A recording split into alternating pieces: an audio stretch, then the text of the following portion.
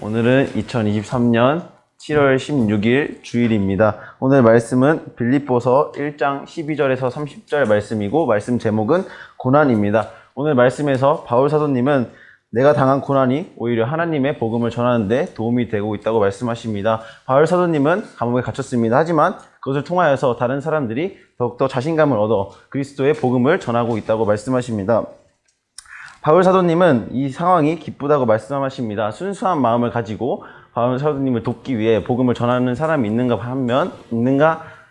하는가 반면 아니면 질투하는 마음으로 복음을 전하는 그런 사람들이 있는가 하는 이 상황이 기쁘시다고 말씀하십니다. 왜냐하면 16절을 보면 순수한 마음을 가지고 돕는 사람들은 하나님께서 나를 복음을 지키는 일에 힘쓰도록 부르셨다는 사실을 알고 사랑으로 복음을 전하는 일에 애쓰고 있습니다. 아멘. 그리고 악한 마음을 가진 사람도 나를 속상하게 하려고 더 그리스도를 전하게 하고 있다고 말씀하십니다. 그렇처럼 이 상황을 볼 때 그리스도가 여기서 가장 중요한 것은 어떤 상황이든 그리스도의 복음이 전파되고 있다는 것입니다. 이 상황이 바울 사도님께서는 기쁘다고 말씀하십니다. 이렇게 바울 사도님이 받는 고난 때문에 더욱더 복음이 전파된 걸 알 수 있습니다. 다른 사람이 볼 때 이 상황은 고난이라고 할 수 있습니다. 하지만 괴로움과 어려움을 당하는 고난이지만 바울 사도님께서는 이 상황이 기쁜 상황입니다. 왜냐하면 복음을 전할 수 있기 때문입니다. 우리도 전할 때 모든 어려운 상황이 있더라도 그것을 기쁨이라 생각해야 합니다.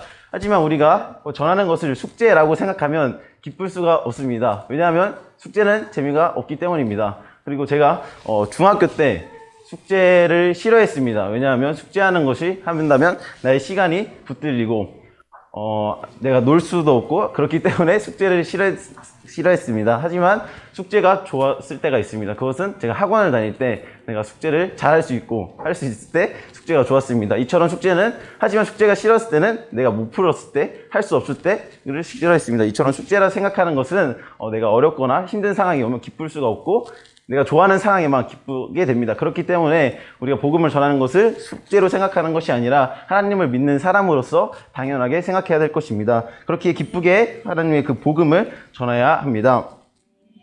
그리고 넘어가서 바울 사도님은 어떤 상황이 와도 그리스도를 배신하지 않고 살든지 죽든지 그리스도를 높이기 위해 산다고 말씀하십니다. 그래서 그리스도를 위해 사는데 왜냐하면 그리스도를 전하는데 목적을 두고 살고 계시기 때문입니다.